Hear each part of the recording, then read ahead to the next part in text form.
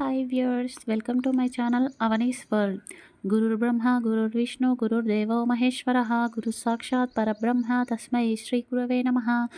మాతృదేవో భవ పితృదేవో భవ ఆచార్య దేవో భవ. శ్రీమాత్రే నమ. శ్రీ విశ్వావసు నామ సంవత్సరం దక్షిణాయనం వర్ష ఋతువు శ్రావణమాసం శుక్లపక్ష త్రయోదశి సాయంత్రం చతుర్దశి. ఈరోజు గురువారం పూర్వాషాఢ నక్షత్రం శుక్ర నక్షత్రం.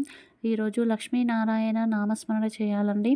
ఈ నామాన్ని జపించడం వలన లక్ష్మి అనేది చంచల స్వరూపం కాబట్టి మనసు లక్ష్మీ స్వరూపం, ఆలోచనలు నారాయణుల స్వరూపం రెండూ కలిస్తే స్థిర నిర్ణయాలు తీసుకుంటాము. చంచలతనం లేకుండా స్థిర మనస్సుతో మనం ఉంటాము అండి. ఈరోజు మంత్రబలం: ఓం లక్ష్మీనారాయణాయ నమః. ఓం లక్ష్మీనారాయణాయ నమః. ఓం లక్ష్మీనారాయణాయ నమః.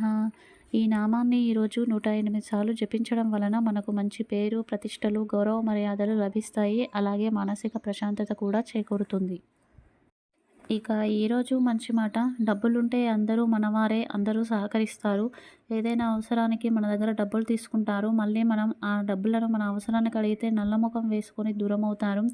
కుక్కకు కూడా కాస్త అన్నం పెడితే విశ్వాసంగా ఉంటుంది, కానీ కొంతమంది మనుషులు ఉంటారు, వాళ్ళ అవసరం వచ్చినప్పుడు సహాయం కావాలని మన కాళ్ళు మొక్కుతారు, మళ్ళీ తిరిగి రిటర్న్ ఇవ్వమంటే మన చావు కోరుకుంటూ ఉంటారనమాట.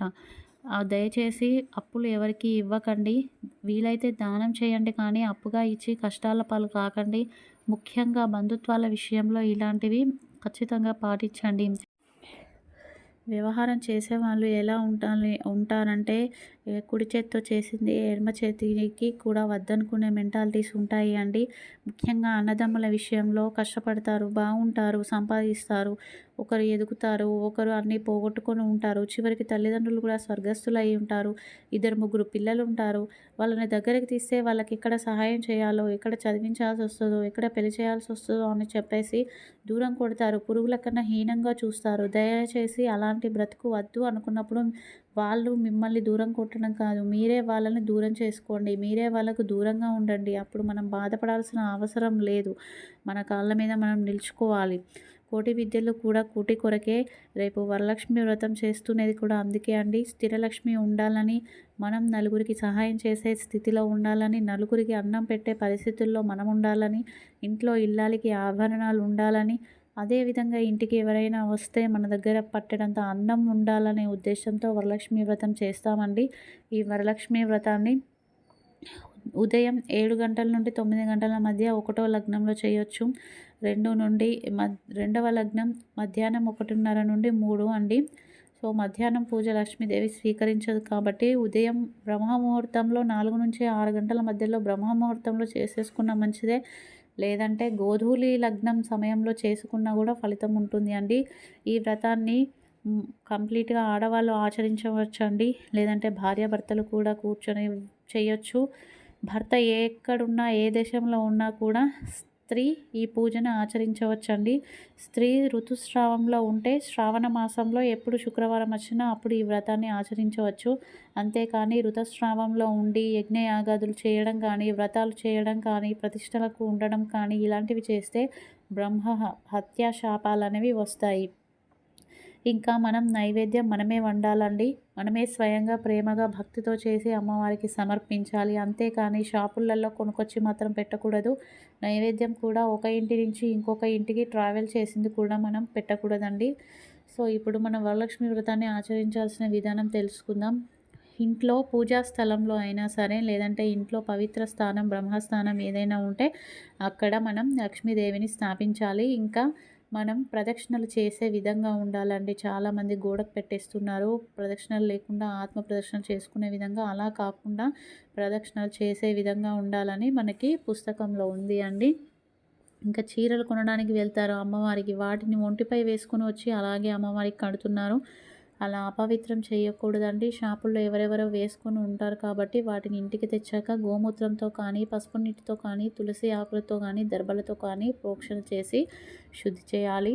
ఆ తర్వాత కలశం కింద 2 ఆకులు పెట్టాలండి. ఆ 2 ఆకులు కూడా 2 పాదాలు అండి. అరటి ఆకుపై బియ్యం పోయాలి అండి. అవి ఆధార స్తంభాలు. ఆ బియ్యం పైన కుంభం పెట్టాలి, అది శరీరం అండి. కొబ్బరికాయ సమర్పించాలి. అది కొబ్బరికాయను పెట్టాలి. అది శిరస్సు. తర్వాత శిఖ అనేది అమ్మవారికి వెంట్రుకలు లెక్క అండి. అమ్మవారి చర్మమే వస్త్రం అండి. కలశంలో బియ్యం కానీ నీళ్లు కానీ పోస్తాము. రేపు మాత్రం సాయంత్రం పౌర్ణమి మొదలవుతుంది కాబట్టి బియ్యం పోయండి. అమ్మవారు చంద్ర సహోదరి కాబట్టి రేపు గ్రహాలన్నీ కూడా లక్ష్మీనారాయణుల యోగాన్ని అందిస్తున్నాయి. చాలా అరుదుగా వచ్చే యోగం ఇది. సో ఇందులో మనము పంచపల్మాన్ని ఏర్పాటు చేసుకోవాలి అండి. పంచపల్మము అంటే కలశంలో మామిడి చిగురు వేయాలి. తర్వాత ఉసిరికాయ చిగుర్లు వేయాలి. తర్వాత ఔదుంబర అంటే మేడి చెట్టు చిగుర్లు, మర్రి చెట్టు చిగుర్లు, అలాగే బిల్వదళాలు వేయాలి. పిడికలు నాణాలు వేయాలి. ఒక శంఖం పెట్టాలి. 2 గవ్వలు, ఒక పసుపు కొమ్ము, తదుపరి పసుపు కుంకుమను కట్టి అందులో వేయాలి అండి. ఇవన్నీ కూడా మంగళ ద్రవ్యాలు అండి. మన శరీరంలో మన లోపల మనకు అంగాలు ఎట్లనో అదేవిధంగా ఈ మంగళ ద్రవ్యాలు కూడా అమ్మవారికి అండి. ఇక మంచిగా కొబ్బరికాయను అలంకరణ చేసి చీర కట్టాలి. తదుపరి అమ్మవారికి ఇష్టమైన తామర పుష్పాన్ని సమర్పించాలండి. ఇంకా వరలక్ష్మి వ్రతంలో మాత్రమే ఉపయోగించే పువ్వు మొగలి పువ్వు అండి. ఇది సర్పాకర్షణ చేస్తుంది. అలాగే ఈ పువ్వు శివ పూజకు పనికిరాదండి. రేపు ఉదయంలోగా సంపాదించుకోండి. అలాగే మామిడి ఆకులను తోరణంగా కట్టండి. అరటి ఆకులతోని అరటి కొమ్మలతోని అలంకరణ చేయండి. ఇక బియ్యం పైన అష్టదళ పద్మం కానీ పద్మదళ ముగ్గు వేసి బియ్యం పిండితో మాత్రమే వేయాలి. పీఠపై ఒక వస్త్రం వేసి ఆకులు వేసి బియ్యం వేసి కలశస్థాపన చేయాలి అండి. దీపాలు వెలిగించి దీపానికి పూజ చేసిన తర్వాత శంఖానాదం కానీ ఘంటానాదం కానీ చేయాలండి.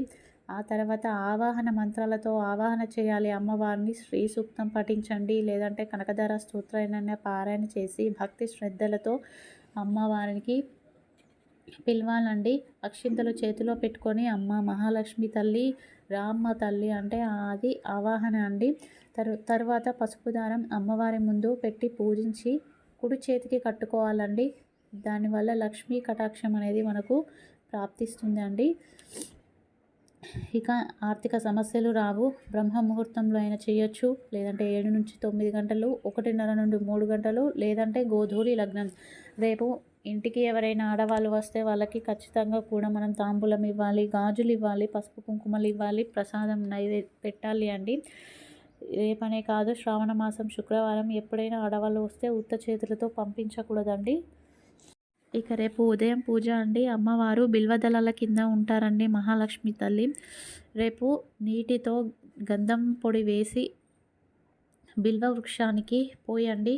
మగవారు ఈ పూజను ఆచరించినట్లయితే సాక్షాత్తు ఆ మహాలక్ష్మికి పాదపూజ చేసినంత పుణ్యఫలం లభిస్తుంది. దారిద్ర్యం అనేది దూరమైపోతుంది అండి. ఇక మనము పూజలు చేసేటప్పుడు పాపిట్లో కుంకుమ, గాజులు, పసుపు రాసుకోవాలి, కుంకుమ పెట్టుకోవాలి. అలాగే చిన్న ఏనుగు బొమ్మ ఉంచుకోవాలి అండి. అదేవిధంగా గోవు పృష్ఠ భాగాలలో ఇలా అమ్మవారు ఉంటారు. వీటన్నిటిని ఏర్పాటు చేసుకోండి.